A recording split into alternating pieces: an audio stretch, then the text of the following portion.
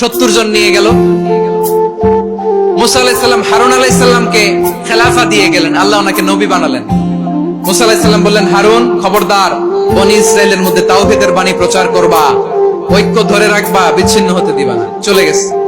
এইদিকে বনি ইসরাইলের এক দুষ্ট লোক ছিল, নাম সামিরি। কি নাম? সামিরি। সে সবাইরে বলল, তোমাদের স্বর্ণগুলো ফালাও। স্বর্ণগুলো ফেললো, বনি ইসরাইলের স্বর্ণগুলোকে গলিয়ে সে একটা গরুর বাচ্চা বানালো। গোবৎস। কিসের বাচ্চা? দেখেন গরুর পূজা কিভাবে শুরু হয় পৃথিবীতে প্রথম। গোবৎস পূজা, গরুর বাচ্চার পূজা কিভাবে। সে স্বর্ণগলি গরুর বাচ্চা করে, জিবরাইল আলাইহিস সালাম যে জমিনে এসেছিলেন, ওই ফেরেশতার পায়ের নিচের একটু মাটি সে বুদ্ধি করে প্যাকেটে রেখে দিছিল। সে গরুর বাচ্চা বানায় স্বর্ণ দিয়ে গলিয়ে ওই মাটি এটার মধ্যে ঢুকাই দিছে ভেলকি দেওয়ার জন্য।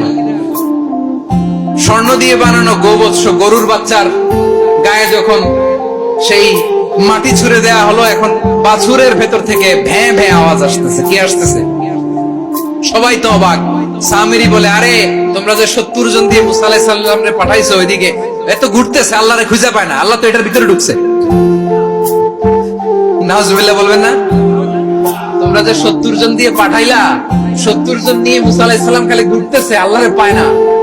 পাবে কেমনে? আল্লাহ তো নাউজুবিল্লাহ এটার ভিতরে। সেজদা দাও। এই সেজদা দিয়ে গেল। আল্লাহর নবী হারুন আলাইহিস সালাম বললেন, খবরদার, এটা সুস্পষ্ট শিরক। আল্লাহ সব গুনাহ মাফ করে, শিরকের গুনাহ মাফ করে না। খবরদার, তোমরা থামো। কে শুনে কার কথা? এই যে যেমন এখন আপনারা আমার কথা শুনতেছেন না? শুনতেছেন?